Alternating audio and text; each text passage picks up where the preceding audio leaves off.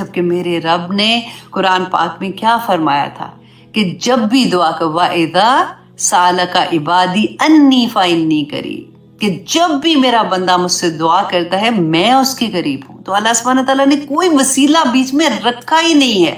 وَإِذَا سَأَلَكَ عِبَادِي أَنِّي فَإِنِّي قَرِيبٌ، تو اللہ سبحانہ تعالیٰ نے بتا دیا کہ جب تم دعا کرتے ہو تو دعا کب قبول ہوتی، ان کو بھی چاہیے کہ میرے حکم مانے۔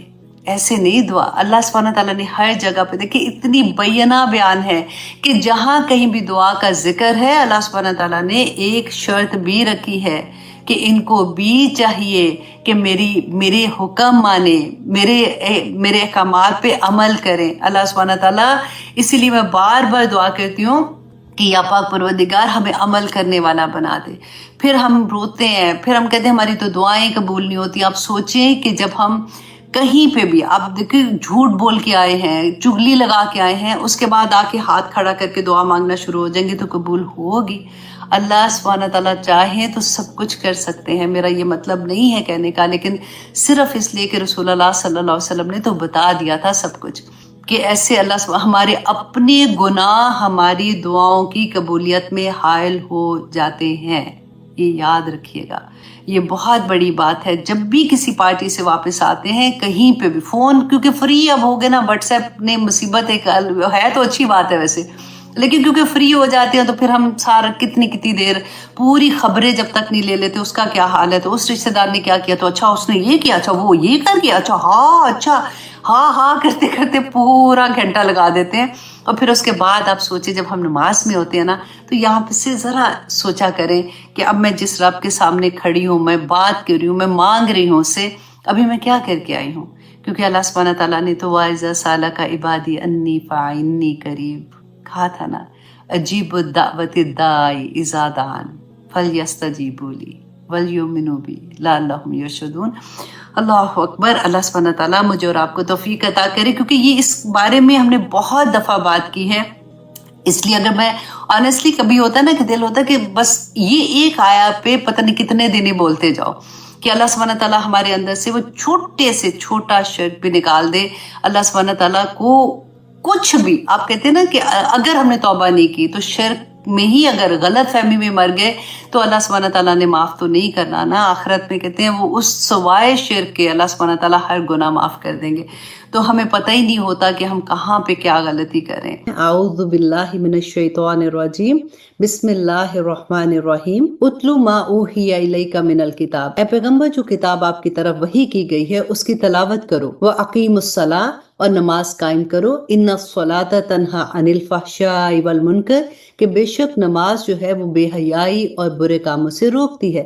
وَلَذِكْرُ اللَّهِ اکبر، اور اللہ کا ذکر تو سب سے بڑا ہے۔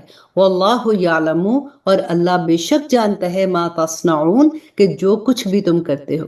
بہت پیاری آیا ہے۔ آنیسٹلی میرا دل چاہ رہا ہے کہ آج کا دورہ قرآن میں اسی آیا پہ سارا کر دوں، لیکن وقت کی کمی ہوتی ہے۔ میں تھوڑا سا آپ کو بس بتا دیتی ہوں کہ ہم نے پڑھا نا، کئی دفعہ ہم نے یہ حدیث میں بھی پڑھا کہ رسول اللہ صلی اللہ علیہ وسلم نے فرمایا کہ بہت سے لوگ ایسے ہیں جن کی نماز اور روزہ جو ہے وہ اس طرح سے قبول ہی نہیں ہوتا، ان کا روزہ سوائے بھوک اور پیاس کے کچھ بھی نہیں ہوتا۔ تو ہمارے ذہن میں یہ چیز آتی ہے کہ بہت سے لوگ ہیں، اللہ سبحانہ تعالیٰ نے تو یہاں پہ فرمایا کہ ان الصلاۃ تنہی عن الفحشاء والمنکر، کہ نماز بے حیائی اور برے کاموں سے روکتی ہے۔ لیکن ہم دیکھتے ہیں کہ بہت سے لوگ ایسے ہیں کہ جو نمازی ہیں، تہجد گزار بھی ہیں، لیکن ان کی عام زندگی میں جب ان کا عمل دیکھتے ہیں تو ہمیں حیرت ہوتی ہے کہ ان کو پھر کیوں نہیں روکا جا رہا۔ اللہ سبحانہ تعالیٰ کا تو یہ وعدہ ہے۔ تو تھوڑی سی بات کہہ کے میں آگے جاتی ہوں کہ آپ اس مثال سے سمجھیے کہ فار ایگزامپل آپ نے ایک کینو کا درخت لگانا ہے اپنے گھر پہ، تو آپ اس کو جب لگاتے ہیں، اس کا بیج لگاتے ہیں، تو آپ کو یہ لگتا ہے کہ یہ بیج جو ہے یہ نکلتا ہی نہیں ہے، باہر پھوٹتا ہی نہیں ہے۔ اب پھر کوشش کرتے ہیں، دیکھیں درخت تو آپ لگانا چاہ رہے ہیں نا، آپ کوشش کر رہے ہیں، لیکن وہ بیج زمین سے اوپر اٹھتا ہی نہیں ہے۔ پھر آپ کیا کرتے ہیں کہ آپ اس کی مٹی لیتے ہیں، آپ چیک کرواتے ہیں کہ آخر اس میں کیا پرابلم ہے کہ میں جب بھی یہ پودا لگاتا ہوں تو یہ باہر ہی نہیں آتا، اور جب اس کی مٹی کو چیک کیا جاتا ہے تو وہ آپ کو کیا بتائیں گے کہ یہ مٹی جو ہے وہ اس طرح کے پودے کے لیے سوٹیبل نہیں ہے، کہ اس مٹی میں کچھ کیڑے ایسے ہیں جو اس کے بیج کو ہی کھا جاتے ہیں۔ اسی مثال کو آپ روزے اور نماز کے ساتھ دیکھیے کہ فار ایگزامپل آپ نماز پڑھتے ہیں، آپ پڑھنا بھی چاہتے ہیں، آپ اللہ کو راضی بھی کرنا چاہتے ہیں، لیکن ہمارے دل کی زمین جو ہے نا، وہاں پہ ایسے کیڑے ہیں جو ہماری نیکیوں کو ساتھ ساتھ تباہ و برباد کر رہے ہوتے ہیں اور ہمیں پتہ ہی نہیں ہوتا۔ اور وہ کیڑے کون سے ہیں؟ یہ اگزامپل میں اس لیے آپ کو دے رہی ہوں کہ ہمیں آسانی سے سمجھ آ جائے۔ وہ کیڑے یہ ہیں کہ ہم جھوٹ بول دیتے ہیں، ہم چغلی لگا دیتے ہیں، کسی کا حق مار دیتے ہیں، عدل نہیں کرتے۔ جن چیزوں سے اللہ سبحانہ تعالیٰ نے منع کیا ہے اس کو کر رہے ہوتے ہیں اور احساس بھی نہیں ہوتا کہ ہم اللہ سبحانہ تعالیٰ کے احکامات کا انکار کر رہے ہیں۔ تو یہ تمام کے تمام کیڑے جو ہے نا، یہ ہمارے نیک اعمال کو کھا جاتے ہیں۔ اسی لیے ہماری نمازیں ہمارے سر کے اوپر سے ہی نہیں اٹھتی ہیں، اسی لیے ہمارے روزے جو ہیں وہ بھوک و پیاس کے سوا کچھ نہیں ہوتے۔ اگر ہمیں اس چیز کی سمجھ آ جائے گی تو واللہ ایسے لگے گا کہ منہ سے ایک لفظ بھی نکالتے ہوئے کہ کہیں یہ وہ کیڑا تو نہیں ہے جو میرے اعمال کھا لے گا، کیونکہ اللہ سبحانہ تعالیٰ کا تو وعدہ ہے کہ تمہاری نمازیں تمہیں بے حیائی سے روکیں گی۔ تو پھر ہمیں اس بات پہ سوچنا چاہیے۔ تو چلیے آگے چلتے ہیں۔ آیت نمبر 46 میں اللہ سبحانہ تعالیٰ فرماتے ہیں، اور مسلمانوں، اہل کتاب سے بحث نہ کرو مگر ایسے طریقے سے جو بہترین ہو، البتہ ان میں سے جو زیادتی کرے ان کی بات اور ہے، اور ان سے یہ کہو کہ ہم اس کتاب پر بھی ایمان لائے ہیں جو ہم پر نازل کی گئی ہے، اور اس پر بھی جو تم پر نازل کی گئی تھی، اور ہمارا خدا اور تمہارا خدا ایک ہی ہے، اور ہم اسی کے فرما بردار ہیں، اور اے پیغمبر اسی طرح ہم نے تم پر کتاب نازل کی ہے، اس لیے جن لوگوں کو ہم نے کتاب دی ہے وہ اس کتاب پر ایمان لاتے ہیں، اور ان بت پرستوں میں سے بھی کچھ لوگ ایسے ہیں جو اس پر ایمان لا رہے ہیں، اور ہماری آیتوں کا انکار صرف وہی کرتے ہیں جو کافر ہے۔ آیت نمبر 48، اور تم اس سے پہلے نہ کوئی کتاب پڑھتے تھے اور نہ کوئی کتاب اپنے ہاتھ سے لکھتے تھے۔ یہ کس کو کہہ رہے ہیں؟ اللہ سبحانہ تعالیٰ رسول اللہ صلی اللہ علیہ وسلم کے بارے میں۔ اگر ایسا ہوتا تو باطل والے مین میخ نکال سکتے تھے۔ حقیقت تو یہ ہے کہ یہ قرآن ایسی نشانیوں کا مجموعہ ہے جو ان لوگوں کے سینوں میں بالکل واضح ہیں جنہیں علم عطا کیا گیا ہے، اور ہماری آیتوں کا انکار صرف وہی لوگ کرتے ہیں جو ظالم ہیں۔ اور یہ لوگ کہتے ہیں کہ ان پیغمبر صلی اللہ علیہ وسلم پر ان کے پروردگار کی طرف سے نشانیاں کیوں نہیں اتاری گئی؟ اے پیغمبر ان سے کہہ دو کہ نشانیاں صرف اللہ کے پاس ہیں، اور میں تو ایک واضح طور پر خبردار کرنے والا ہوں۔ اور آیت نمبر 51، بھلا کیا ان کے لیے یہ نشانی کافی نہیں ہے کہ ہم نے تم پر کتاب اتاری ہے جو ان کو پڑھ کر سنائی جاتی ہے؟ یقیناً ان میں ان لوگوں کے لیے بڑی رحمت و نصیحت ہے جو ماننے والے ہیں۔ کہہ دو کہ میرے اور تمہارے درمیان گواہی دینے کے لیے اللہ کافی ہے، اسے ان تمام چیزوں کا علم ہے جو آسمانوں اور زمین میں موجود ہیں۔ اور جو لوگ باطل پر ایمان لائے ہیں اور اللہ کا انکار کیا ہے وہی ہیں جو سخت نقصان اٹھانے والے ہیں۔ اور یہ لوگ تم سے عذاب کی جلدی مچا رہے ہیں۔ اگر عذاب کا ایک وقت مقرر نہ ہوتا تو ان پر ضرور عذاب آ جاتا، اور وہ آئے گا ضرور، مگر اتنا اچانک کہ ان کو پتہ بھی نہیں چلے گا۔ یہ تم سے عذاب کی جلدی مچا رہے ہیں، اور یقیناً جہنم ان کو گھیرے میں لے لے گی اس دن جب عذاب ان پر اوپر سے بھی چھا جائے گا اور ان کے پاؤں کے نیچے سے بھی، اور کہے گا کہ چکھو ان کاموں کا مزہ جو تم کرتے تھے۔ اور آیت نمبر 56، اے میرے بندو جو ایمان لا چکے ہو، یقین جانو کہ میری زمین بہت وسیع ہے، لہٰذا خالص میری عبادت کرو۔ ہر جان کو موت کا ذائقہ تو چکھنا ہے، پھر ہماری طرف ہی تم سب کو لوٹ کر آنا ہے۔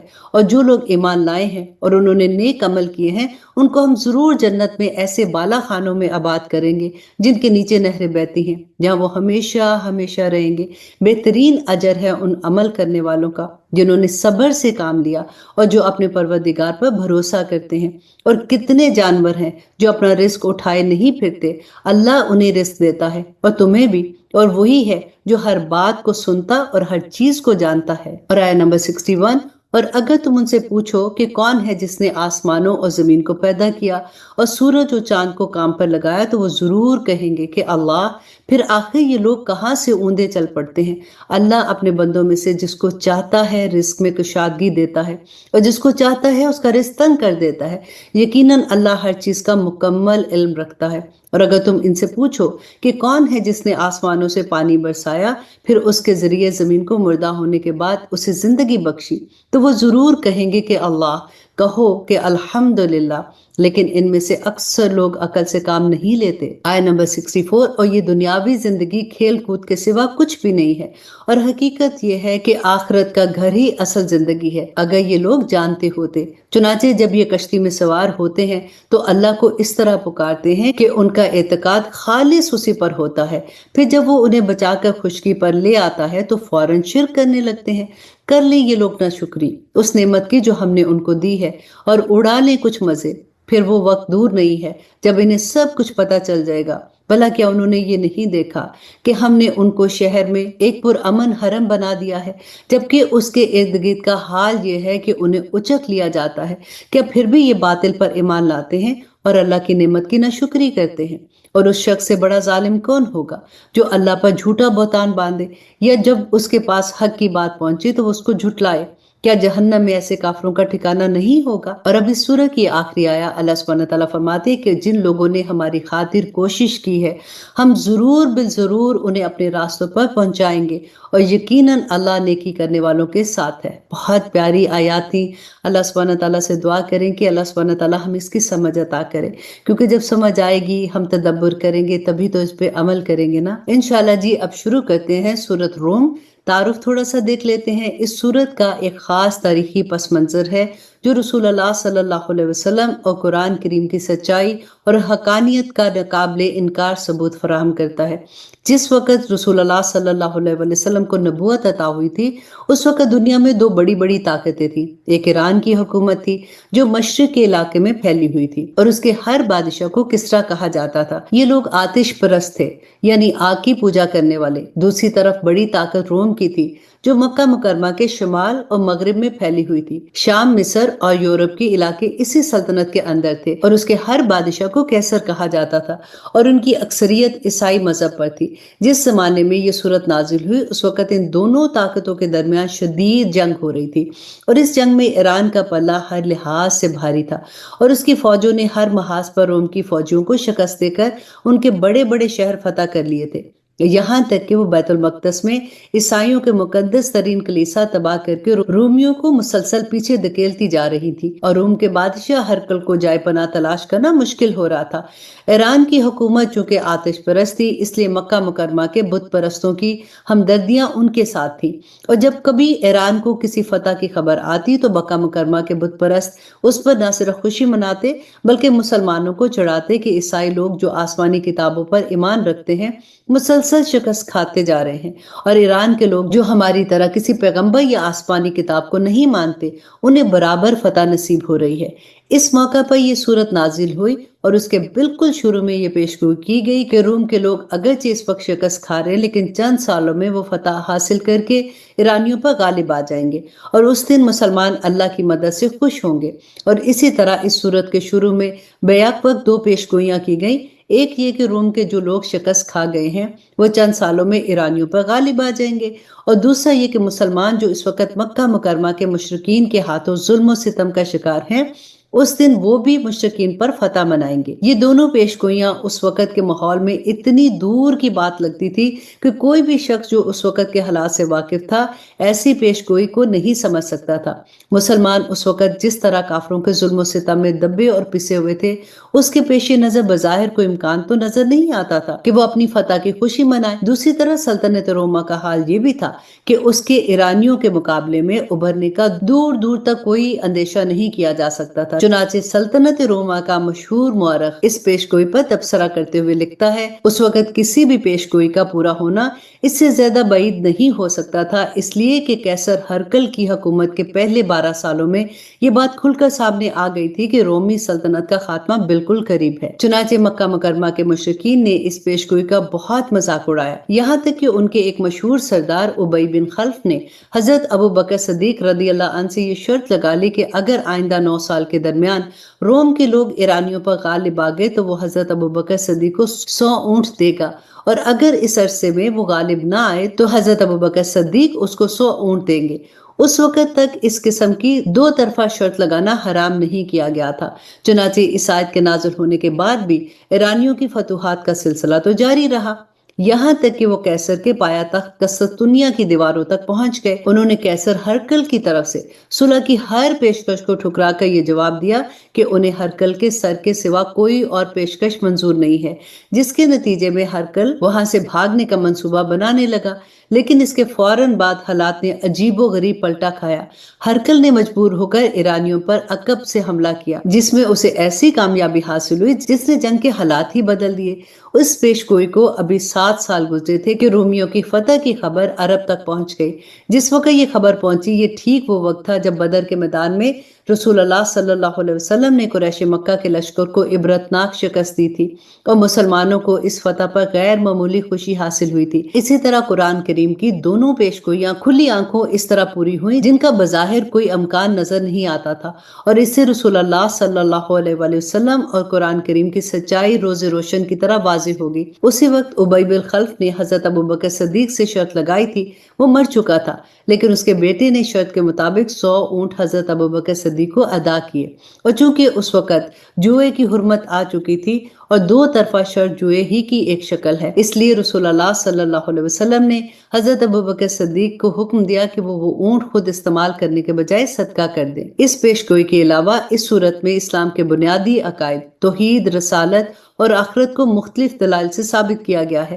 اور مخالفین کی تردید کی گئی ہے۔ اعوذ باللہ من الشیطان الرجیم، بسم اللہ الرحمن الرحیم۔ یہ سورہ بھی مکی سورہ ہے اور اس میں 60 آیتیں اور 6 رکوع ہیں۔ شروع اللہ کے نام سے جو بڑا مہربان اور نہایت رحم کرنے والا ہے۔ الف لام میم حروف مقطعات ہیں۔ غلبت الروم، رومی لوگ قریب کی سرزمین میں مغلوب ہو گئے ہیں اور وہ اپنے مغلوب ہونے کے بعد ان قریب غالب آ جائیں گے چند ہی سالوں میں۔ اللہ سبحانہ تعالیٰ فرماتے ہیں کہ سارا اختیار اللہ کا ہی ہے، پہلے بھی اور بعد میں بھی، اور اس دن ایمان والے اللہ کی دی ہوئی فتح سے خوش ہوں گے۔ وہ جس کو چاہتا ہے فتح دیتا ہے اور وہی صاحب اقتدار بھی ہے اور بڑا مہربان بھی ہے۔ یہ اللہ کا کیا ہوا وعدہ ہے، اللہ اپنے وعدے کے خلاف نہیں کرتا، لیکن اکثر لوگ نہیں جانتے۔ دنیاوی زندگی کے صرف ظاہری رخ کو جانتے ہیں اور آخرت کے بارے میں ان کا خیال یہ ہے کہ وہ ان سے بالکل غافل ہے۔ بھلا کیا انہوں نے اپنے دلوں میں غور نہیں کیا کہ اللہ نے آسمان و زمین کو اور اس کے درمیان پائے جانے والی ہر چیز کو بغیر کسی برحق مقصد کے اور کوئی میعاد مقرر کیے بغیر پیدا نہیں کیا؟ اور بہت سے لوگ ہیں کہ اپنے پروردگار سے جا ملنے کے منکر ہیں۔ اور آیہ نمبر 9، کیا یہ لوگ زمین پر چلتے پھرتے نہیں ہیں تاکہ وہ یہ دیکھتے کہ ان سے پہلے جو لوگ تھے ان کا انجام کیسا ہوا؟ وہ طاقت میں ان سے زیادہ مضبوط تھے اور انہوں نے زمین کو بھی جوتا تھا، اور جتنا ان لوگوں نے اس کو آباد کیا اس سے زیادہ انہوں نے اس کو آباد کیا تھا، اور ان کے پاس ان کے پیغمبر کھلے کھلے دلائل لے کر آئے تھے۔ چنانچہ اللہ تو ایسا نہیں تھا کہ ان پر ظلم کرے، لیکن وہ خود اپنی جانوں پر ظلم کرتے رہے۔ پھر جن لوگوں نے برائی کی تھی ان کا انجام بھی برا ہوا، کیونکہ انہوں نے اللہ کی آیتوں کو جھٹلایا تھا اور وہ ان کا مذاق اڑاتے تھے۔ اللہ ہی مخلوق کی ابتدا کرتا ہے اور وہی اس کو دوبارہ بھی پیدا کرے گا۔ پھر تم سب اس کے پاس واپس بلائے جاؤ گے، اور جس دن قیامت برپا ہوگی اس دن مجرم لوگ نا امید ہو جائیں گے۔ اور آیہ نمبر 13، اور انہوں نے جس کو اللہ کا شریک مان رکھا تھا ان میں سے کوئی اس کا سفارشی نہیں ہوگا، اور خود یہ لوگ اپنے مانے ہوئے شریکوں سے منکر ہو جائیں گے۔ اور جس دن قیامت برپا ہوگی اس روز لوگ مختلف قسموں میں بٹ جائیں گے۔ چنانچہ جو لوگ ایمان لائے تھے انہوں نے نیک عمل کیے تھے، ان کو جنت میں ایسی خوشخبریاں دی جائیں گی جو ان کے چہروں سے ظاہر ہوں گی۔ اور جن لوگوں نے کفر کو اپنا لیا تھا، ہماری آیتوں کو اور آخرت کا سامنا کرنے کو جھٹلایا تھا، تو ایسے لوگوں کو عذاب میں دھر لیا جائے گا۔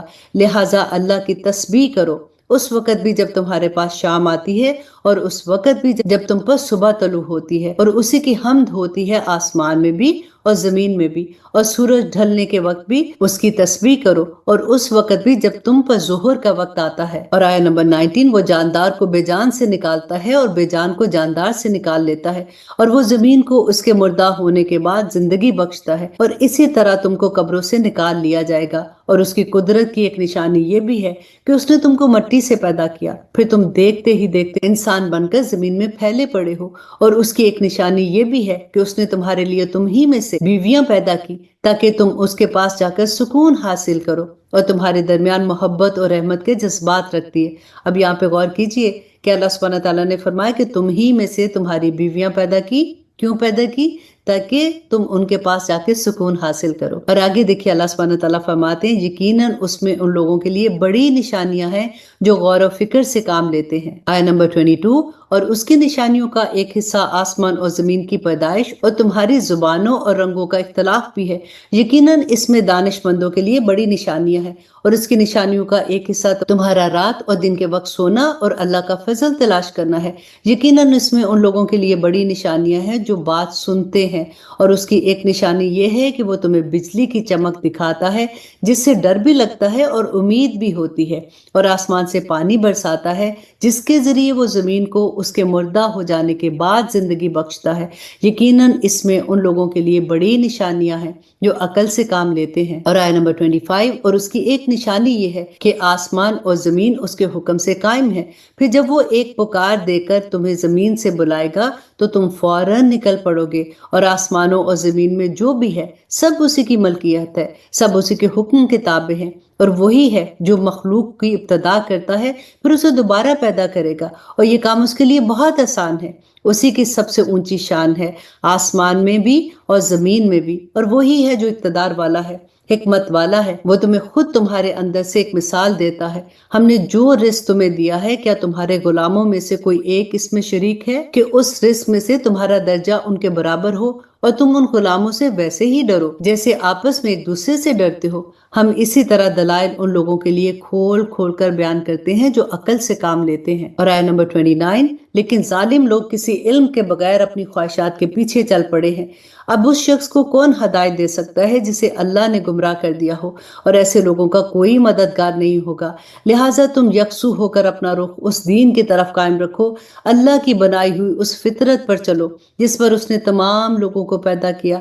अल्लाह की तख्लीक में कोई तब्दीली नहीं लाई जा सकती, यही बिल्कुल सीधा रास्ता है, लेकिन अक्सर लोग नहीं जानते। फितरत की पैरवी इस तरह करो कि तुमने उसी अल्लाह से लौ लगा रखी हो, और इससे डरते रहो। नमाज कायम करो और उन लोगों के साथ शामिल ना हो जो शिर्क का इर्तिकाब करते हैं। और आया नंबर 32, वो जिन्होंने अपने दीन को टुकड़े टुकड़े कर लिया है और मुख्तलिफ फिरकों में बट गए हैं। हर गुरोह अपने अपने तरीके पर मगन है, और जिन लोगों को कोई तकलीफ छू जाती है तो वो अपने परवरदिगार से लौ लगाकर उसी को पुकारते हैं। फिर जब वो अपनी तरह से उन्हें अपनी किसी रहमत का मजा चखाता है तो उनमें से कुछ लोग यकायक अपने परवरदिगार के साथ शिर्क करने लगते हैं ताकि हमने उन्हें जो कुछ दिया था उसकी नाशुक्री करें। अच्छा, कुछ मजे उड़ा लो, फिर वो वक्त दूर नहीं है जब तुम्हें सबको पता चल जाएगा भला क्या हमने उस पर कोई ऐसी दलील नाजिल की है जो उस शिर्क का इर्तिकाब करने को कहती हो जो ये अल्लाह के साथ करते हैं। और जब हम लोगों को रहमत का मजा चखाते हैं तो वो इस पर एतराज आते हैं, और अगर उन्हें खुद अपने हाथों के करतूतों की वजह से कोई बुराई पहुंचती है तो जरा सी देर में मायूस होने लगते हैं। और आया नंबर 37, क्या उन्होंने ये नहीं देखा कि अल्लाह जिसके लिए चाहता है रिस्क को शादा कर देता है और जिसके लिए चाहता है तंग कर देता है। इसमें यकीनन उन लोगों के लिए बड़ी निशानियां हैं जो ईमान लाएंगे। लिहाजा तुम रिश्तेदारों को उनके हक दो, मस्कीनों और मुसाफिरों को भी, और जो लोग अल्लाह की खुशनुदी चाहते हैं उनके लिए ये बेहतर है, और वही हैं जो फलाह पाने वाले हैं। और ये जो तुम सूद देते हो ताकि वो लोगों के माल में शामिल होकर बढ़ जाए तो वो अल्लाह के नजदीक बढ़ता नहीं है। और जो ज़कात तुम अल्लाह की खुशनुदी हासिल करने के लिए इरादे से देते हो, तो जो लोग भी ऐसा करते हैं वो है जो अपने माल को कई गुना बढ़ा लेते हैं। अल्लाह वो है जिसने तुम्हें पैदा किया, फिर उसने तुम्हें रिस्क अता किया, फिर वही तुम्हें मौत देता है, और फिर वही तुम्हें जिंदा भी करेगा। जिसको तुमने अल्लाह का शरीक माना हुआ है, क्या उनमें से कोई है जो इनमें से कोई काम करता हो? पाक है वो और बहुत बुलंदो बदतर उस शिर्क से जिसका इर्तिकाब ये लोग करते हैं। आय नंबर 41, लोगों ने अपने हाथों जो कमाई की इसकी वजह से खुशकी और तरी में फसाद फैला, ताकि उन्होंने जो काम किए हैं अल्लाह उनमें से कुछ का मजा उन्हें चखाए, शायद वो बाज आ जाए। ऐ पैगंबर, इनसे कहो कि जमीन में चल फिर कर देखो कि जो लोग पहले गुजरे हैं उनका कैसा अंजाम है। उनमें से अक्सर मुशरिक थे, लिहाजा तुम अपना रुख सही दीन की तरफ कायम रखो कबल इसके कि वो वक्त आ जाए जिसके टलने का अल्लाह की तरफ से कोई इम्कान नहीं है। उस दिन लोग अलग अलग हो जाएंगे, जिसने कुफर किया है उसका कुफर उसी पर पड़ेगा, और जिन लोगों ने नेक अमल किया है वो अपने लिए ही रास्ता बना रहे हैं। और आया नंबर 45, नतीजा ये है कि अल्लाह उन लोगों को अपने फजल से जजा देगा जो ईमान लाए हैं और उन्होंने नेक अमल किए हैं। यकीनन अल्लाह काफरों को पसंद नहीं करता। और उस अल्लाह की कुदरत की एक निशानी ये भी है कि वो हवाएं भेजता है जो बारिश की खुशखबरी लेकर आती हैं, और इसलिए भेजता है ताकि तुम्हें अपनी रहमत का मजा चखाए और ताकि कश्तियां उसके हुक्म से पानी में चले और तुम उसका फजल तलाश करो और शुक्र अदा करो। और ए पैगंबर, हमने तुमसे पहले भी बहुत से पैगंबर उनकी कौमों के पास भेजे, चुनाचे वो उनके पास खुले खुले दलाइल लेकर आए, फिर जिन्होंने जुर्म का इर्तिकाब کیا تھا ہم نے ان سے انتقام لیا اور ہم نے یہ ذمہ داری لی تھی کہ ایمان والوں کی مدد کریں گے۔ آیت نمبر 48 کہ اللہ ہی وہ ہے جو ہوائیں بھیجتا ہے، چنانچہ وہ بادل کو اٹھاتی ہیں، پھر وہ اس بادل کو جس طرح چاہتا ہے آسمان میں پھیلا دیتا ہے اور اسے کئی تہوں والی گھٹا میں تبدیل کر دیتا ہے، تب تم دیکھتے ہو کہ اس کے درمیان سے بارش برستی ہے، چنانچہ جب وہ اپنے بندوں میں سے جن کو چاہتا ہے وہ بارش پہنچا دیتا ہے اور وہ اچانک خوشیاں منانے لگتے ہیں، حالانکہ اس سے پہلے جب تک ان کے پاس بارش نہیں برسی تھی تو وہ نا امید ہو رہے تھے۔ اب ذرا اللہ کی رحمت کے اثرات دیکھو کہ وہ زمین کو اس کے مردہ ہونے کے بعد کس طرح زندگی بخشتا ہے۔ حقیقت یہ ہے کہ وہ مردوں کو زندہ کرنے والا ہے اور وہ ہر چیز سے پوری طرح قادر ہے، اور اگر ہم نقصان دہ ہوا چلا دیں جس کے نتیجے میں وہ اپنے کھیت کو پیلا پڑا ہوا دیکھیں تو اس کے بعد یہ ناشکری کرنے لگے۔ غرض ہے پیغمبر تم مردوں کو اپنی بات نہیں سنا سکتے اور نہ بہروں کو اپنی پکار سنا سکتے ہو جب وہ پیٹ پھیر کر جا رہے ہوں۔ اور آیت نمبر 53 اور نہ تم اندھوں کو ان کی گمراہی سے نکال کر راستے پر ڈال سکتے ہو، تم تو انہی لوگوں کو اپنی بات سنا سکتے ہو جو ہماری آیتوں پر ایمان لائے پھر فرما بردار بن جائے۔ اللہ وہ ہے جس نے تمہاری تخلیق کی ابتدا کمزوری سے کی، پھر کمزوری کے بعد طاقت عطا کی، پھر طاقت کے بعد دوبارہ کمزوری اور بڑھاپا طاری کر دیا۔ وہ جو چاہتا ہے پیدا کرتا ہے اور وہی ہے جس کا علم بھی کامل ہے اور قدرت بھی کامل ہے۔ اور جس دن قیامت برپا ہوگی اس دن مجرم لوگ قسم کھا لیں گے کہ وہ برزخ میں ایک گھڑی سے زیادہ نہیں رہے۔ اسی طرح وہ دنیا میں بھی اوندے چلا کرتے تھے۔ جن لوگوں کو علم اور ایمان عطا کیا گیا ہے وہ کہیں گے کہ تم اللہ کی لکھی ہوئی تقدیر کے مطابق حشر کے دن تک برزخ میں رہے ہو، اب یہ وہی حشر کا دن ہے لیکن تم لوگ یقین نہیں لاتے تھے۔ چنانچہ جن لوگوں نے ظلم کی راہ اپنائی تھی اس دن ان کی معذرت انہیں کوئی فائدہ نہیں دے گی اور نہ ان سے یہ کہا جائے گا کہ اللہ کی ناراضگی دور کرو۔ اور آیت نمبر 58 اور حقیقت یہ ہے کہ ہم نے اس قرآن میں لوگوں کو سمجھانے کی خاطر ہر قسم کی باتیں بیان کی ہیں، اور اے پیغمبر ان کا حال یہ ہے کہ تم ان کے پاس کوئی بھی نشانی لے آؤ، یہ کافر لوگ پھر بھی یہی کہیں گے کہ تم کچھ بھی نہیں ہو بلکہ غلط کار ہو۔ اللہ اسی طرح ان لوگوں کے دلوں پر ٹھپا لگا دیتا ہے جو سمجھ سے کام نہیں لیتے ہیں۔ اور اب اس سورہ کی آخری آیا اللہ سبحانہ تعالیٰ فرماتے ہیں لہٰذا اے پیغمبر تم صبر سے کام لو، یقین جانو کہ اللہ کا وعدہ سچا ہے، اور ایسا ہرگز نہیں ہونا چاہیے کہ جو لوگ یقین نہیں کرتے ان کی وجہ سے تم ڈھیلے پڑ جاؤ۔ الحمدللہ یہاں پہ ہماری سورۃ روم ختم ہوتی ہے۔ اب شروع کرتے ہیں سورۃ لقمان۔ تھوڑا سا تعارف دیکھ لیتے ہیں۔ یہ سورہ بھی مکہ مکرمہ کے اس دور میں نازل ہوئی جب رسول اللہ صلی اللہ علیہ وسلم اور قرآن کے بارے میں کفار مکہ کی مخالفت اپنے شباب پر تھی اور کافروں کے سردار ہیلے بہانوں سے تشدد کر رہے تھے اور اسلام کا راستہ روکنے کی کوشش کر رہے تھے۔ قرآن کریم کے اثر انگیز اسلوب جب لوگوں کے دلوں پر اثر انداز ہوتے تو ان کی توجہ اس سے ہٹانے کے لیے انہیں قصے کہانیاں اور شعر و شاعری میں الجھانے کی کوشش کرتے، جس کا تذکرہ اس سورت کی آیت نمبر 6 میں کیا گیا ہے۔ حضرت لقمان اہل عرب کے ایک بڑے عقل مند اور دانشور کی حیثیت سے مشہور تھے۔ ان کی حکیمانہ باتوں کو اہل عرب بڑا وزن دیتے تھے، یہاں تک کہ شاعروں نے اپنے اشعار میں ان کو ایک حکیم کی حیثیت سے تذکرہ کیا۔ قرآن کریم نے اس صورت میں یہ واضح فرمایا کہ لقمان جیسے حکیم اور دانشور جن کی عقل اور حکمت کا تم بھی لوہا مانتے ہو، وہ بھی توحید کے قائل تھے اور انہوں نے اللہ سبحانہ تعالیٰ کے ساتھ کبھی کوئی شرک نہیں کیا اور اپنے بیٹے کو وصیت کی تھی کہ تم بھی کبھی شرک نہ کرنا۔ اس ضمن میں اس صورت نے ان کی اور ان کی کئی قیمتی نصیحتیں ذکر فرمائی ہیں جو انہوں نے اپنے بیٹے کو کی تھی۔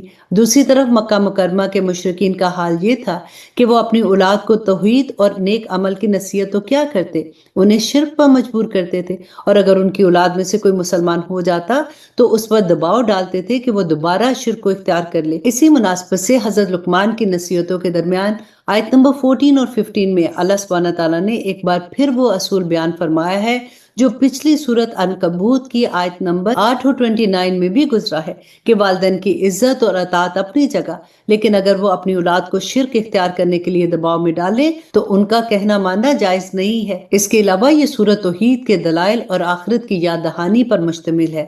تو شروع کرتے ہیں جی اعوذ باللہ من الشیطان الرجیم، بسم اللہ الرحمن الرحیم، شروع اللہ کے نام سے جو بڑا مہربان اور نہایت رحم کرنے والا ہے۔ یہ سورت مکی ہے اور اس میں 34 آیتیں اور 4 رکوع ہیں۔ الف لام میم، حروف مقطعات ہیں۔ تل کا آیات الکتاب الحکیم، یہ اس حکمت والی کتاب کی آیتیں ہیں جو نیک لوگوں کے لیے ہدایت اور رحمت بن کر آئی ہے۔ وہ نیک لوگ جو نماز قائم کرتے ہیں، زکوٰۃ ادا کرتے ہیں اور آخرت کا پورا یقین رکھتے ہیں، وہی ہیں جو اپنے پروردگار کی طرف سے سیدھی راہ پر ہیں، اور وہی ہیں جو فلاح پانے والے ہیں۔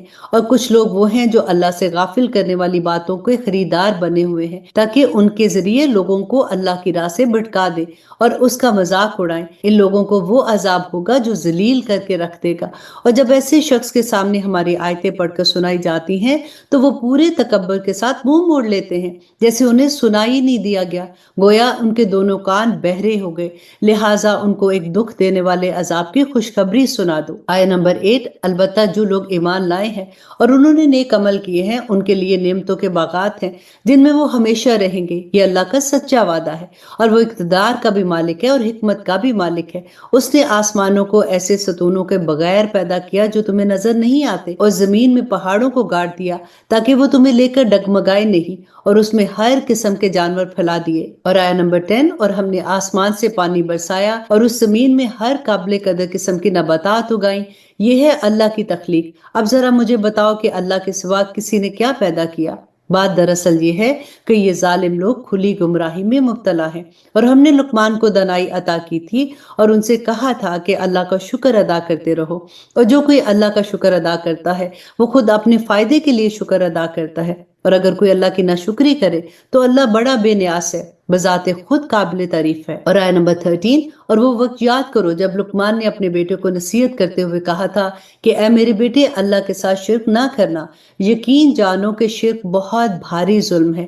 اور ہم نے انسان کو اپنے والدین کے بارے میں یہ تاکید کی ہے، کیونکہ ان کی ماں نے اپنی کمزوری پر کمزوری برداشت کر کے اسے پیٹ میں رکھا، اور 2 سال میں اس کا دودھ کا پینا۔ اللہ سبحانہ تعالیٰ فرماتے ہیں کہ تم میرا شکر ادا کرو اور اپنے والدین کا بھی، اور میرے پاس ہی تمہیں واپس لوٹ کر بھی آنا ہے۔ اور آیت نمبر 15، اور اگر وہ تم پر یہ زور ڈالیں کہ تم میرے ساتھ کسی کو خدائی میں شریک قرار دو جس کی تمہارے پاس کوئی دلیل نہیں، تو ان کی بات مت مانو، اور دنیا میں ان کے ساتھ بھلائی سے رہو، اور ایسے شخص کا راستہ اپناؤ جس نے مجھ سے لو لگا رکھی ہو۔ پھر تم سب کو میرے پاس لوٹ کر آنا ہے، اس وقت میں تمہیں بتاؤں گا کہ تم کیا کرتے رہے ہو۔ اور آیت نمبر 16، لقمان نے یہ بھی کہا کہ بیٹا، اگر کوئی چیز رائی کے دانے کے برابر بھی ہو اور وہ کسی چٹان میں ہو یا آسمان میں یا زمین میں، تب بھی اللہ اسے حاضر کر دے گا۔ یقین جانو کہ اللہ بڑا باریک بین ہے، بہت باخبر ہے۔ بیٹا، نماز قائم کرو اور لوگوں کو نیکی کی تلقین کرو اور برائیوں سے روکو، اور تمہیں جو تکلیف پیش آئے اس پر صبر کرو۔ بے شک یہ بڑی ہمت کا کام ہے، اور لوگوں کے سامنے غرور سے اپنے گال مت پھیلاؤ اور زمین میں اتراتے ہوئے مت چلنا۔ یقین جانو کہ اللہ کسی اترانے والے شیخی باز کو پسند نہیں کرتا۔ اور اپنی چال میں اعتدال اختیار کرو اور اپنی آواز آہستہ رکھو۔ اور آیت نمبر 19، بے شک سب سے بری آواز گدھے کی آواز ہے۔ کیا تم لوگوں نے یہ نہیں دیکھا کہ آسمان اور زمین میں جو کچھ ہے اسے اللہ نے تمہارے کام میں لگا رکھا ہے، اور تم پر اپنی ظاہری اور باطنی نعمتیں پوری طرح نچھاور کی ہیں؟ پھر بھی انسانوں میں سے کچھ لوگ ایسے ہیں جو اللہ کے بارے میں بحثیں کرتے ہیں، جبکہ ان کے پاس نہ تو کوئی علم ہے، نہ ہدایت ہے، اور نہ کوئی ایسی کتاب ہے جو روشنی دکھائے۔ اور جب ان سے کہا جاتا ہے کہ اس چیز کی اتباع کرو جو اللہ نے اتاری ہے، تو کہتے ہیں نہیں، بلکہ ہم تو اس طریقے کے پیچھے چلیں گے جس پر ہم نے اپنے باپ دادا کو پایا ہے۔ بھلا اگر شیطان ان کے باپ دادوں کو بھڑکتی ہوئی آگ کے عذاب کی طرف بلاتا رہا ہو تو کیا تب بھی وہ انہی کے پیچھے چلیں گے؟ اور آیت نمبر 22، اور جو شخص فرما بردار بن کر اپنا رخ اللہ کی طرف کر دے اور نیک عمل کرنے والا ہو تو اس نے یقیناً بڑا مضبوط کنڈا تھام لیا، اور تمام کاموں کا آخری انجام اللہ ہی کے حوالے ہے۔ اور اے پیغمبر، جس کسی نے کفر اپنا لیا ہے تمہیں اس کا کفر صدمے میں نہ ڈالے، آخر انہیں ہمارے پاس ہی لوٹ کر آنا ہے، ہم بھی انہیں بتائیں گے کہ انہوں نے کیا کیا ہے۔ یقیناً اللہ سینوں میں چھپی ہوئی باتوں کو خوب جانتا ہے۔ ہم انہیں کچھ مزہ اڑانے کا موقع دے رہے ہیں، پھر ہم انہیں ایک سخت عذاب کی طرف کھینچ کر لے آئیں گے۔ اور اگر تم ان سے پوچھو کہ وہ کون ہے جس نے آسمان و زمین کو پیدا کیا، تو ضرور کہیں گے کہ اللہ۔ تو کہو الحمدللہ، اس کے باوجود ان میں سے اکثر لوگ سمجھ سے کام نہیں لیتے۔ اور آیت نمبر 26، اللہ ہی کا ہے جو کچھ آسمان اور زمین میں ہے، بے شک اللہ ہی ہے جو سب سے بے نیاز ہے، بذات خود قابل تعریف ہے۔ اور اب بہت پیاری آیا، اللہ سبحانہ تعالیٰ فرماتے ہیں کہ زمین میں جتنے درخت ہیں اگر وہ قلم بن جائے اور جو سمندر ہے اس کے علاوہ 7 اور سمندر اس کے ساتھ مل جائیں اور وہ روشنائی بن کر اللہ کی صفات لکھیں تب بھی اللہ کی باتیں ختم نہیں ہوں گی۔ حقیقت یہ ہے کہ اللہ اقتدار کا بھی مالک ہے اور حکمت کا بھی مالک ہے۔ تم سب کو پیدا کرنا اور دوبارہ زندہ کرنا اللہ کے لیے ایسا ہی ہے جیسے ایک انسان کو پیدا کرنا اور دوبارہ زندہ کرنا۔ یقیناً اللہ ہر بات سنتا اور ہر چیز دیکھتا ہے۔ کیا تم نے نہیں دیکھا کہ اللہ رات کو دن میں داخل کرتا ہے اور دن کو رات میں داخل کرتا ہے، اور اس نے سورج اور چاند کو کام میں لگا رکھا ہے کہ ہر ایک مقررہ سمت کی طرح روا دوا ہے۔ کیا تمہیں یہ معلوم نہیں ہے کہ اللہ پوری طرح باخبر ہے کہ تم کیا کرتے ہو؟ یہ سب کچھ اس لیے ہے کہ اللہ ہی کا وجود سچا ہے، اور اس کے علاوہ جن معبودوں کو یہ مشرک پکارتے ہیں وہ بے بنیاد ہے، اور اللہ ہی وہ ہے جس کی شان بہت اونچی ہے اور جس کی ذات بھی بہت بڑی ہے۔ آیت نمبر 31، کیا تم نے نہیں دیکھا کہ کشتیاں سمندر میں اللہ کی مہربانی سے چلتی ہیں تاکہ وہ تمہیں اپنی کچھ نشانیاں دکھائے؟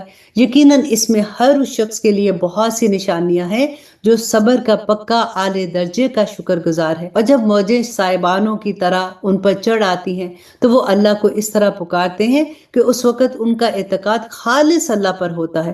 پھر جب وہ اس کو بچا کر خشکی پر لے آتا ہے تو ان میں سے کچھ ہیں جو راہ راست پر رہتے ہیں، باقی پھر شرک کرنے لگتے ہیں۔ اور ہماری آیتوں کا انکار وہی شخص کرتا ہے جو پکا بد عہد اور پرلے درجے کا ناشکرا ہے۔ اے لوگو، اپنے پروردگار کی ناراضگی سے بچو اور ڈرو اس دن سے جب کوئی باپ اپنے بیٹے کے کام نہیں آئے گا اور نہ کسی بیٹے کی یہ مجال ہوگی کہ وہ اپنے باپ کے ذرا بھی کام آ جائے۔ یقین جانو کہ اللہ کا وعدہ سچا ہے، اس لیے ایسا ہرگز نہ ہونے پائے کہ یہ دنیاوی زندگی تمہیں دھوکے میں ڈال دے، اور ایسا ہرگز نہ ہونے پائے کہ وہ شیطان تمہیں اللہ کے معاملے میں دھوکے میں ڈال دے جو سب سے بڑا دھوکے باز ہے۔ اور اب اس سورہ کی آخری آیت اللہ سبحانہ تعالیٰ فرماتے کہ یقیناً قیامت کی گھڑی کا علم اللہ ہی کے پاس ہے، وہی بارش برساتا ہے اور وہی جانتا ہے کہ ماؤں کے پیٹ میں کیا ہے، اور کسی جان کو یہ نہیں پتا کہ وہ کل کیا کمائے گا، اور نہ کسی جان کو یہ پتا ہے کہ کون سی زمین میں اسے موت آئے گی۔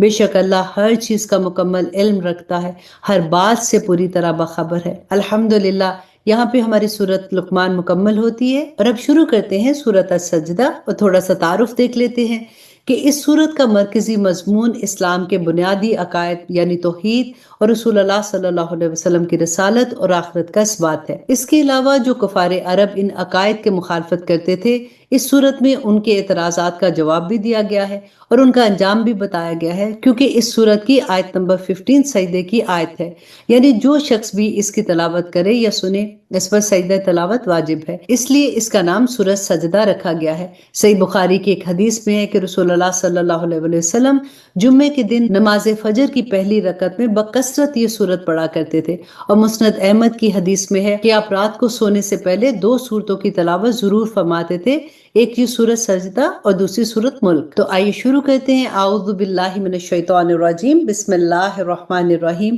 یہ سورہ مکی سورہ ہے اور اس میں 30 آیتیں ہیں اور 3 رکوع ہیں۔ شروع اللہ کے نام سے جو بڑا مہربان اور نہایت رحم کرنے والا ہے۔ الف لام میم حروف مقطعات ہیں۔ تنزیل الکتاب لا ریب فیہ من رب العالمین، رب العالمین کی طرف سے یہ ایک ایسی کتاب اتاری جا رہی ہے جس میں کوئی شک کی بات نہیں ہے۔ کیا لوگ یہ کہہ رہے ہیں کہ پیغمبر نے اسے خود گھڑ لیا ہے؟ نہیں، اے پیغمبر، یہ تو وہ حق ہے جو تمہارے پروردگار کی طرف سے اس لیے آیا ہے کہ تم اس کے ذریعے ان لوگوں کو خبردار کرو جس کے پاس تم سے پہلے کوئی خبردار کرنے والا نہیں آیا، تاکہ وہ صحیح راستے پر آ جائے۔ اللہ وہ ہے جس نے آسمانوں اور زمین کو اور اس کے درمیان ساری چیزوں کو 6 دن میں پیدا کیا، پھر اس نے عرش پر استوا فرمایا۔ اور آیت نمبر 4 میں اللہ سبحانہ تعالیٰ فرماتے ہیں کہ اس کے سوا نہ تو تمہارا کوئی رکھوالا ہے اور نہ ہی کوئی سفارشی ہے، کیا پھر بھی تم کسی نصیحت پر دھیان نہیں دیتے ہو؟ وہ آسمان سے لے کر زمین تک ہر کام کا انتظام خود کرتا ہے، پھر وہ کام ایک ایسے دن میں اس کے پاس اوپر پہنچ جاتا ہے جس کی مقدار تمہاری گنتی کے حساب سے 1000 سال ہوتی ہے۔ اور آیت نمبر 6 میں اللہ سبحانہ تعالیٰ فرماتے ہیں کہ وہ ہر چھپی اور کھلی چیز کو جاننے والا ہے، جس کا اقتدار بھی کامل ہے، اس کی رحمت بھی کامل ہے۔ اس نے جو چیز بھی پیدا کی ہے خوب جانتا ہے اسے، اور انسان کی تخلیق کی ابتدا گارے سے کی، پھر اس کی نسل ایک نچڑے ہوئے हकीर पानी से चलाई, फिर उसे ठीक ठीक करके उसमें अपनी रूह फूंकी। और ऐ इंसानों, तुम्हारे लिए कान, आंखें और दिल पैदा किए, तुम लोग शुक्र थोड़ा ही करते हो। और ये लोग कहते हैं कि जब हम जमीन में खत्म हो जाएंगे तो क्या उस वक्त हम कोई नए जन्म में पैदा होंगे। बात दरअसल ये है कि ये लोग अपने परवरदिगार से जा मिलने का इनकार करते हैं। कह दो तुम्हें मौत का वो फरिश्ता पूरा पूरा वसूल कर लेगा जो तुम पर मुकर्रर किया गया है, फिर तुम्हें वापस तुम्हारे परवरदिगार के पास ले जाएगा। और काश कि तुम वो मंजर देखो जब ये मुजरिम लोग अपने रब के सामने सर झुकाए हुए खड़े होंगे, कह रहे होंगे कि ऐ हमारे परवरदिगार, हमारी आंखें और हमारे कान खुल गए हैं, इसलिए हमें दुनिया में दोबारा भेज दीजिए ताकि हम नेक अमल करें।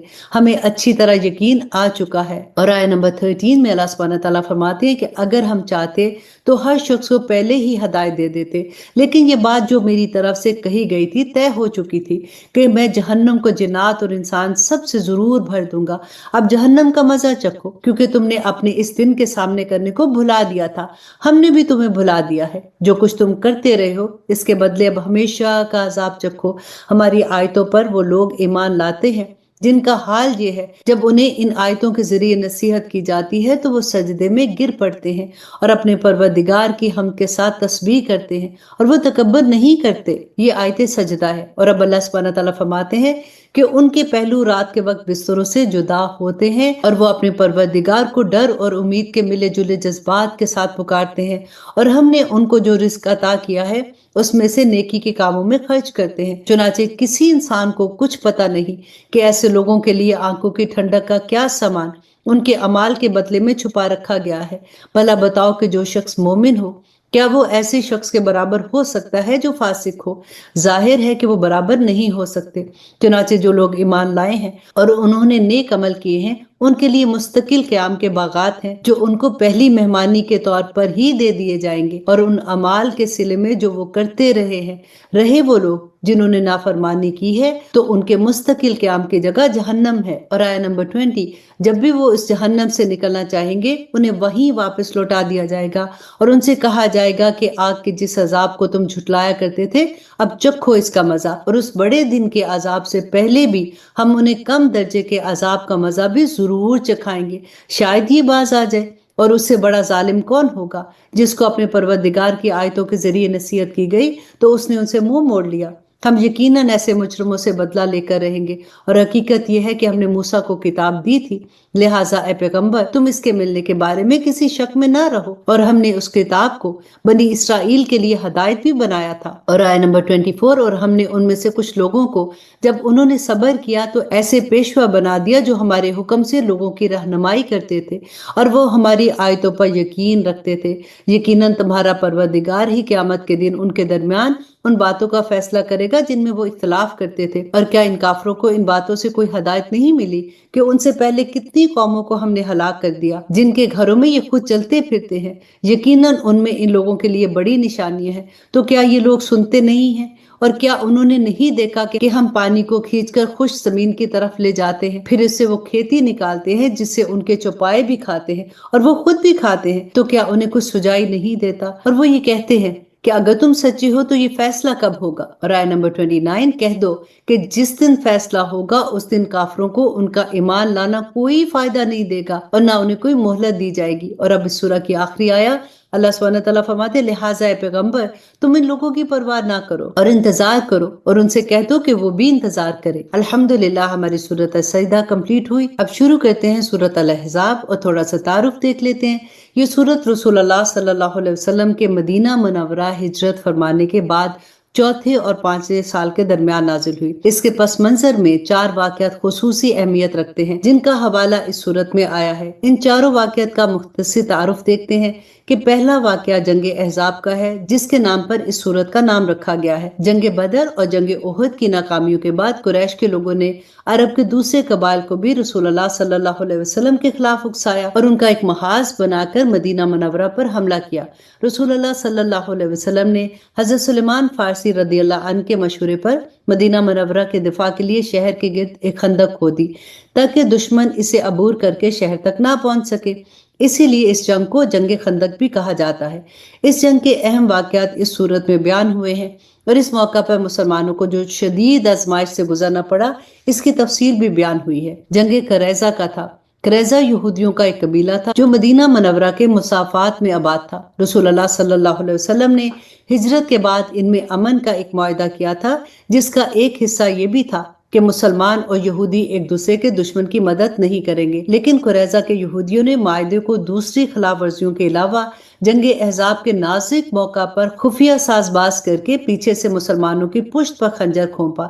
اس لیے جنگ احزاب سے فراغت پا کر اللہ سبحانہ تعالیٰ کا حکم ہوا کہ اب فوراً بنو قریظہ پر حملہ کر کے ان آستینوں کے سام کو ختم کیا جائے۔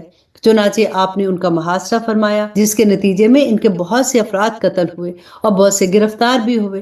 اس واقعہ کی بھی کچھ تفصیل اس صورت میں آئے گی۔ تیسرا اہم واقعہ یہ تھا کہ اہل عرب جب کسی کو اپنا منہ بولا بیٹا بنا لیتے تو اسے ہر معاملے میں سگے بیٹے کا درجہ دیتے تھے، یہاں تک کہ وہ میراث بھی پاتا تھا، اور اس کے منہ بولے باپ کے لیے جائز نہیں سمجھا جاتا تھا کہ وہ اس کی بیوی کے ساتھ نکاح کر سکے۔ عربوں کی یہ جہلانہ رسمیں دلوں میں ایسا گھر کر گئی تھی کہ ان کا خاتمہ صرف زبانی نصیحت سے نہیں ہو سکتا تھا۔ اس لیے رسول اللہ صلی اللہ علیہ وسلم نے ایسی رسموں کا خاتمہ کرنے کے لیے سب سے پہلے خود علی اعلان ان رسموں کا خاتمہ کیا، تاکہ یہ بات واضح ہو جائے کہ اگر اس کام میں ذرا بھی کوئی خرابی ہوتی تو رسول اللہ صلی اللہ علیہ وسلم اس کے پاس بھی نہ جاتے۔ اس کی بہت سی مثالیں آپ کو رسول اللہ صلی اللہ علیہ وسلم کی سیرت میں ملیں گی۔ منہ بولے بیٹے کے بارے میں جو رسم تھی، اس کو ختم کرنے کے لیے بھی اللہ سبحانہ تعالیٰ نے رسول اللہ کو حکم دیا کہ آپ اپنے منہ بولے بیٹے حضرت زید بن حارثہ کی طلاق دی ہوئی بیوی زینب بنت جہش رضی اللہ عنہا سے نکاح فرمائے۔ واضح رہے کہ حضرت زینب رسول اللہ صلی اللہ علیہ وسلم کی پھوپھی کی بیٹی تھی، اور حضرت زید رضی اللہ عنہ سے ان کا نکاح خود آپ نے ہی کروایا تھا۔ اس لیے اگرچہ ان سے نکاح کرنا آپ کے لیے ایک بڑا صبر آزما عمل تھا، لیکن آپ نے اللہ تعالیٰ کے حکم اور دینی مصلحت کے آگے سر جھکا دیا اور ان سے نکاح کر لیا۔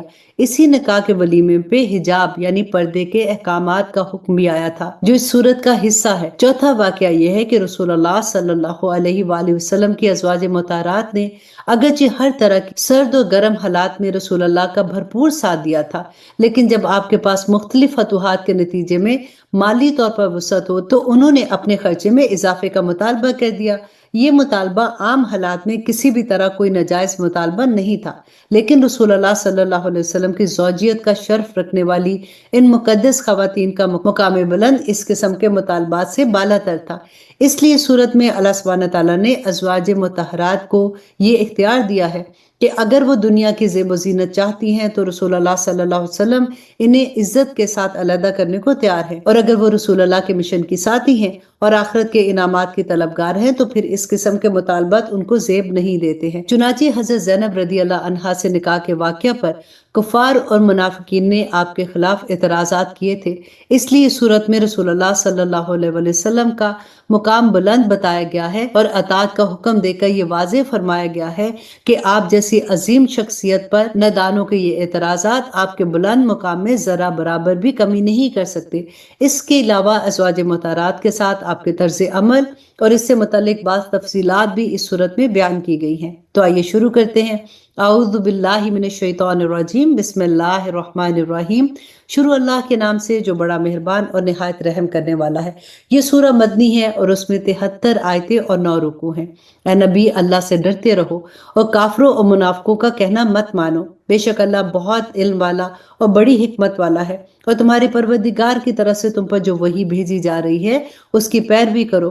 تم جو کچھ کرتے ہو اللہ یقینی طور پر اس سے پوری طرح باخبر ہے، اور اللہ پر بھروسہ رکھو اور کام بنانے کے لیے اللہ کافی ہے۔ اللہ نے کسی بھی شخص کے سینے میں 2 دل پیدا نہیں کیے، اور تم اپنی جن بیویوں کو ماں کی پشت سے تشبیہ دیتے ہو ان کو تمہاری ماں نہیں بنایا، اور نہ تمہارے منہ بولے بیٹوں کو تمہارا حقیقی بیٹا قرار دیا ہے۔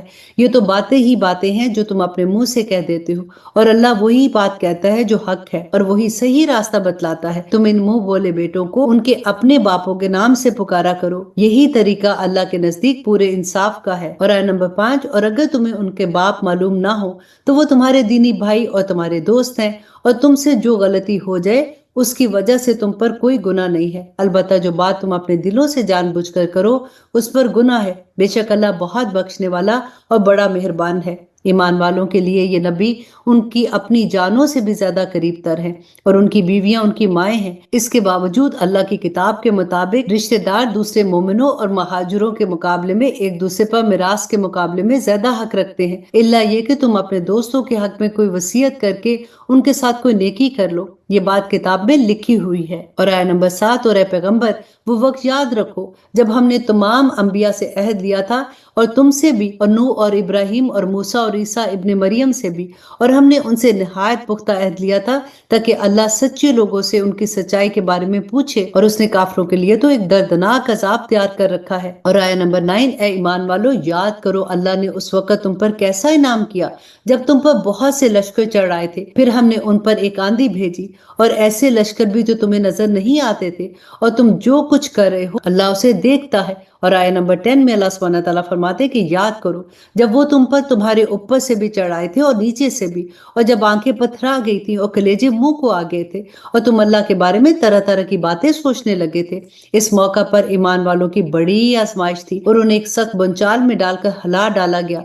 और याद रखो जब मुनाफिकीन और वो लोग जिनके दिलों में रोग है वो कह रहे थे कि अल्लाह और उसके रसूल ने हमसे जो वादा किया है वो धोखे के सिवा कुछ नहीं है। और आया नंबर 13, और जब उन्हीं में से कुछ लोगों ने कहा था कि यस्रब के लोगों तुम्हारे लिए यहाँ ठहरने का कोई मौका नहीं है, बस वापस लौट जाओ, और उन्हीं में से कुछ लोगों ने नबी सल्लल्लाहु अलैहि वसल्लम से ये भी कहकर घर जाने की इजाजत मांग ली थी कि हमारे घर गैर महफूज है। हालांकि वो गैर महफूज नहीं थे, बल्कि उनका मकसद सिर्फ ये था कि किसी तरह भाग खड़े हो, और अगर दुश्मन मदीने के चारों तरफ से आ घुसते तो फिर इनसे फसाद में शामिल होने को कहा जाता तो ये जरूर उसमें शामिल हो जाते, और उस वक्त घरों में थोड़े ही लोग ठहरेंगे। और आया नंबर 15, और हकीकत यह है कि उन्होंने अल्लाह से पहले ये अहद कर रखा था कि वो पीठ फेर कर नहीं जाएंगे, और अल्लाह से किए हुए अहद की बात पुष्ट जरूर होगी। ऐ पैगंबर इनसे कह दो कि अगर तुम मौत से या कत्ल से भाग कर जाओगे तो ये भागना तुम्हें कोई फायदा नहीं देगा, और इस सूरत में तुम्हें जिंदगी का लुत्फ उठाने का जो मौका दिया जाएगा वो थोड़ा ही होगा। कहो कि कौन है जो तुम्हें अल्लाह से बचा सकेगा अगर वो तुम्हें कोई बुराई पहुंचाने का इरादा कर ले, या वो कौन है जो उसकी रहमत से तुम्हें रोक सकेगा अगर वो तुम पर रहमत करने का इरादा कर ले। और अल्लाह के सिवा इन लोगों का ना तो कोई रखवाला है और ना ही कोई मददगार है। अल्लाह तुम में से उन लोगों को खूब जानता है जो जहाद में रुकावट डालते हैं और अपने भाइयों से कहते हैं कि हमारे पास चले आओ, और खुद लड़ाई में आते नहीं, और आते हैं तो बहुत ही कम। और आया नंबर 19, और वो भी है जो तुम्हारे साथ लालच रखते हैं, चुनाचे जब खतरे का मौका आ जाता है तो वो तुम्हारी तरफ खौफजदा आंखों से ऐसे देखते हैं जैसे किसी पर मौत की गशी तारी हो रही हो। फिर जब खतरा दूर हो जाता है तो तुम्हारे सामने माल की हिर्स में तेज तेज बातें करते हैं। ये लोग हरगिज ईमान लाने वाले नहीं हैं, इसलिए अल्लाह ने उनके अमाल जाया कर दिए, और ये बात अल्लाह के लिए बहुत आसान है। वो ये समझ रहे हैं कि दुश्मनों के लश्कर अभी गए नहीं हैं, और अगर वो लश्कर दोबारा आ जाए तो उनकी ख्वाहिश ये होगी कि वो देहात में जाकर रहे और वहां बैठे हुए तुम्हारी खबरें मालूम करते रहे, और अगर तुम्हारे दरमियान रहे तो भी लड़ाई में थोड़ा ही हिस्सा ले। और अल्लाह सुब्हानहू तआला फरमाते कि हकीकत यह है कि तुम्हारे लिए रसूल एक बेहतरीन नमूना है हर उस शख्स के लिए जो अल्लाह से और यौम आखिरत से उम्मीद रखता है और कसरत से अल्लाह का जिक्र करता है। और आया नंबर 22, और जो लोग ईमान रखते हैं जब उन्होंने दुश्मन के लश्करों को देखा तो उन्होंने ये कहा कि ये वही बात है जिसका वादा अल्लाह ने और उसके रसूल ने हमसे किया था, और अल्लाह और उसके रसूल ने सच कहा था, और इस वाकया ने उनके ईमान और ताबियादारी के जज्बात में और इजाफा कर दिया। इन्हीं ईमान वालों में वो लोग भी हैं जिन्होंने अल्लाह से जो अहद किया था उसे सच्चा कर दिखाया। फिर उनमें से कुछ वो भी हैं जिन्होंने अपना नजराना पूरा कर दिया, और कुछ वो भी हैं जो अभी इंतजार में हैं और उन्होंने अपने इरादों में जरा सी भी तब्दीली नहीं की। ये वाकया इसलिए हुआ ताकि अल्लाह सच्चों को उनकी सच्चाई का इनाम दे और मुनाफिकों को अगर चाहे तो अजाब दे या उनकी तौबा कबूल कर ले। अल्लाह यकीनन बहुत बख्शने वाला और बड़ा मेहरबान है। और आया नंबर 25, और जो लोग काफिर थे अल्लाह ने उन्हें उनके सारे गैज़ो गज़ब के साथ इस तरह पसपा कर दिया कि वो कोई फायदा हासिल ना कर सके, और मोमिनों की तरफ से लड़ाई के लिए अल्लाह खुद ही काफी है, और अल्लाह बड़ी कुव्वत का और बड़े इक़्तिदार का मालिक है। और जिन अहले किताब ने इन दुश्मनों की मदद की थी उन्हें अल्लाह उनके किलों से नीचे उतार लाया और उनके दिलों में ऐसा रोब डाल दिया कि मुसलमानों उनमें से कुछ को तो तुम कत्ल कर रहे थे और कुछ को कैदी बना रहे थे, और अल्लाह ने तुम्हें उनकी जमीन का اور ان کے گھروں کا اور ان کی دولت کا وارث بنا دیا، اور ایک ایسی زمین کا بھی جس تک کبھی تمہارے قدم نہیں پہنچے، اور اللہ ہر چیز پر پوری قدرت رکھتا ہے۔ اور آیت نمبر 28، اور اے نبی اپنی بیویوں سے کہو کہ اگر تم دنیاوی زندگی اور اس کی زینت چاہتی ہو تو آؤ، میں تمہیں کچھ تحفے دے کر خوبصورتی کے ساتھ رخصت کر دوں، اور اگر تم اللہ اور اس کے رسول اور عالم آخرت کی طلبگار ہو تو یقین جانو کہ اللہ نے تم میں سے نیک خواتین کے لیے شاندار انعام تیار کر رکھا ہے۔ اور اب اس پارہ کی آخری آیا کہ اے نبی کی بیویوں، کہ تم میں سے جو کوئی کسی کھلی بےہودگی کا ارتکاب کرے گی تو اس کا عذاب بڑھا کر دگنا کر دیا جائے گا، اور اللہ کے لیے ایسا کرنا بہت آسان ہے۔ اللہ اکبر۔ یہاں پہ الحمدللہ جی ہمارا 21واں پارہ کمپلیٹ ہوتا ہے۔ اللہ سبحانہ تعالیٰ سے دعا کرتے ہیں کہ یا پاک پروردگار، جو احکامات بھی ہم پڑھ رہے ہیں، جو نصیحتیں ہم جان رہے ہیں، اللہ سبحانہ تعالیٰ ان پہ عمل کرنا بھی ہم سب کے لیے آسان فرما دے۔ آمین ثم آمین۔ ایک مرتبہ پھر یاد کروا دیتی ہوں کہ صدقہ جاریہ کی خاطر شیئر کرنا نہیں بھولیے گا۔ اللہ سبحانہ تعالیٰ میرے اور آپ کے وقت میں برکت ڈالے، اور اللہ سبحانہ تعالیٰ سے دعا کرتے ہیں کہ اللہ سبحانہ تعالیٰ ہم سب کو لیلۃ القدر نصیب کرے۔ آمین ثم آمین۔ السلام علیکم ورحمۃ اللہ وبرکاتہ۔